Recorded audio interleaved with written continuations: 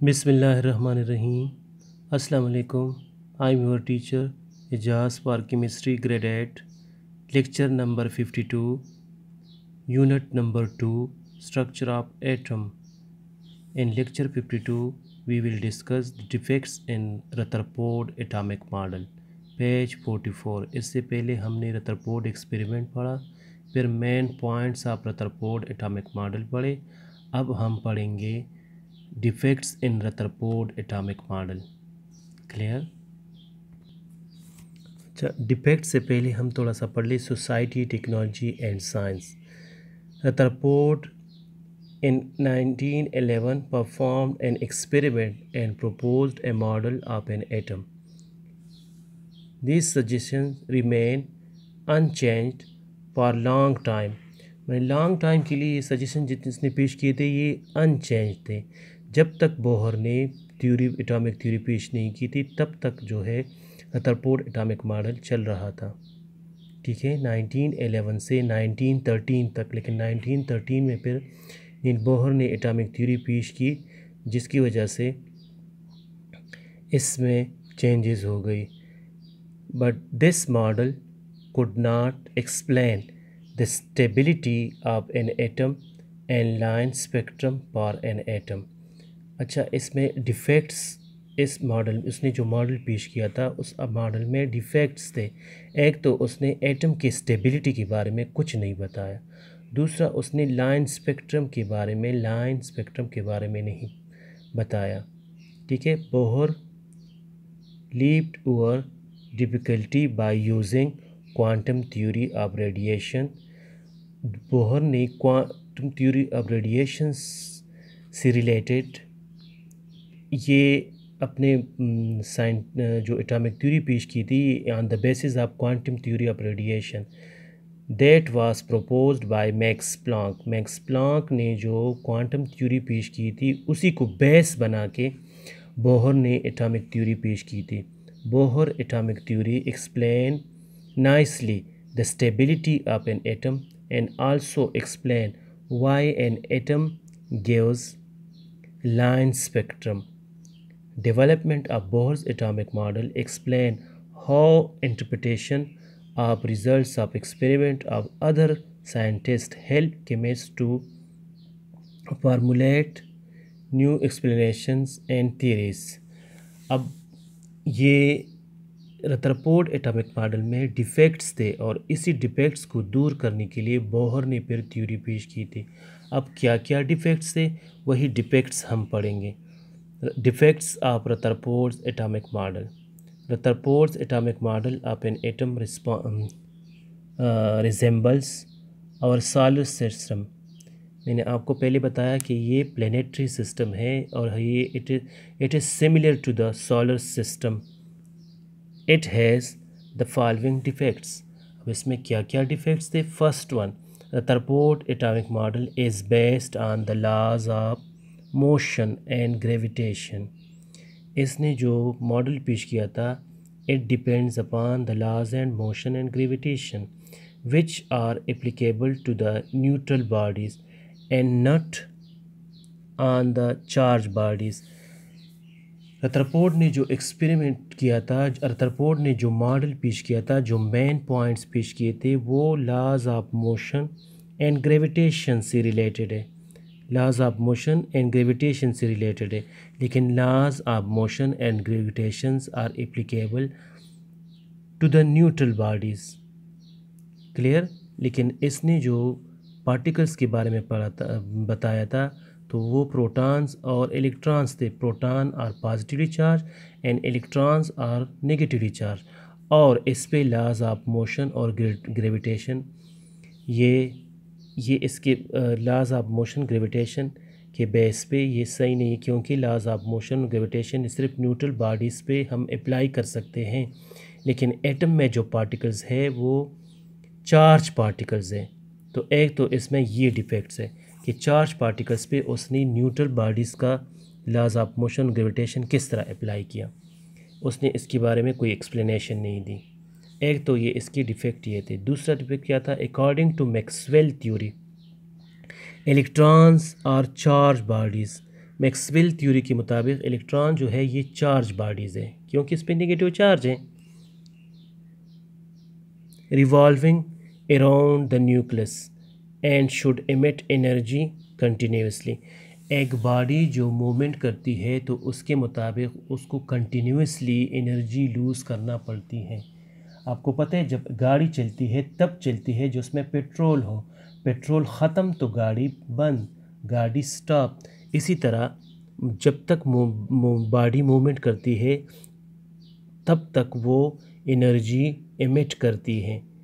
ठीक है, तो कहते हैं कि मैक्सवेल थ्योरी के मुताबिक इलेक्ट्रॉन जो है ये चार्ज बॉडी है, और चार्ज बॉडी जब न्यूक्लियस के इर्द गिर्द रिवॉल्व होती है तो it should emit energy continuously उसको चाहिए कि वो एनर्जी एमिट करे।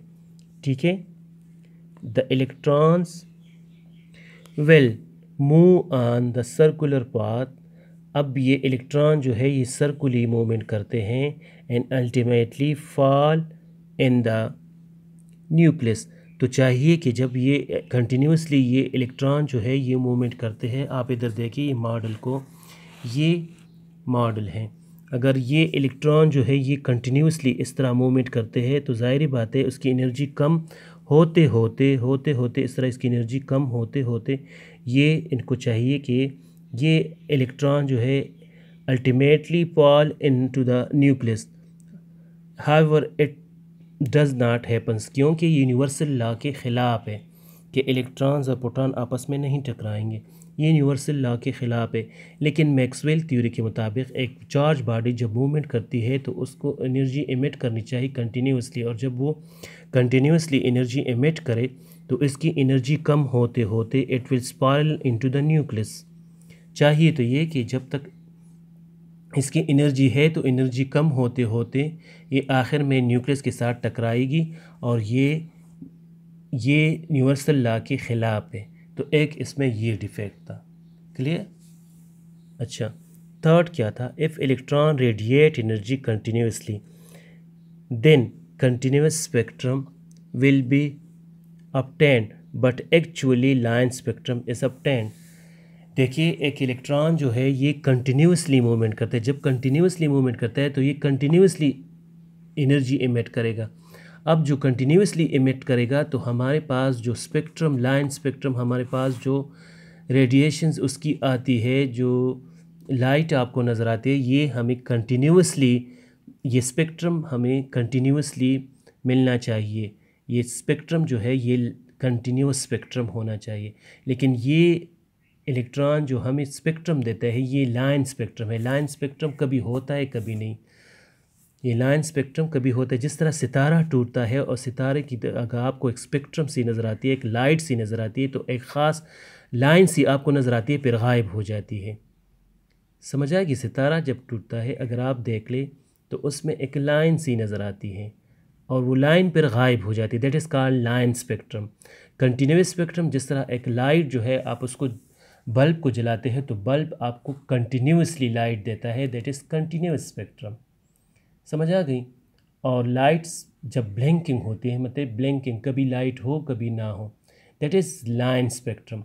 मैंने आपको एग्जांपल दी ना, जब सितारा टूटता है तो आपको एक लाइन सी नज़र आती है और लाइन जो है वो गायब हो जाती है, that is called line spectrum. और कंटिन्यूस स्पेक्ट्रम जो कंटिन्यूसली आपको लाइट मिलती है, that is called continuous spectrum. अब इलेक्ट्रॉन जो है ये कंटिन्यूसली मूवमेंट करता है तो आपके पास जो स्पेक्ट्रम है ये कंटिन्यूस स्पेक्ट्रम होना चाहिए। लेकिन हमें जो हम ऑब्ज़र्व जो करते हैं इलेक्ट्रॉन जो है ये आपको लाइन स्पेक्ट्रम देते हैं, ये कंटिन्यूस स्पेक्ट्रम नहीं देते, और रिपोर्ट ने इसके बारे में कोई एक्सप्लेनेशन नहीं दी थी। तो एक इसका ये डिफेक्ट था। Fourth one, it does not provide any explanation about the chemical properties of the elements.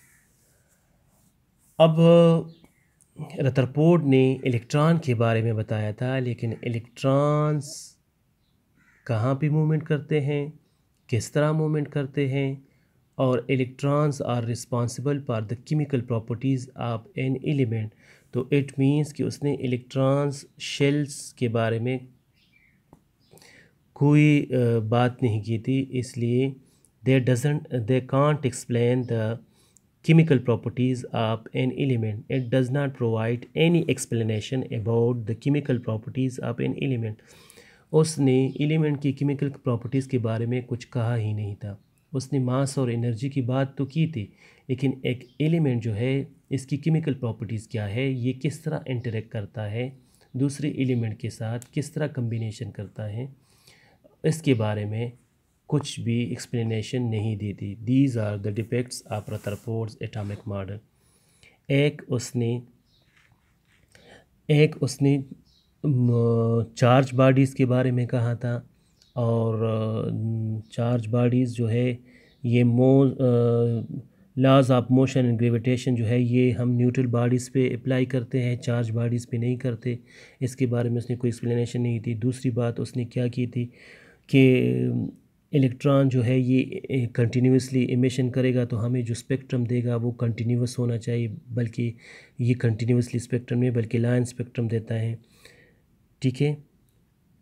Next बात उसने क्या की थी कि इलेक्ट्रॉन जब कंटिन्यूसली इमिशन करता है, रेडिएशंस करते हैं, एनर्जी इमिट करता है, तो ये उसकी एनर्जी कम होते होते इसको न्यूक्लियस के साथ टकराना चाहिए, spiral into the nucleus, but it is against the universal law.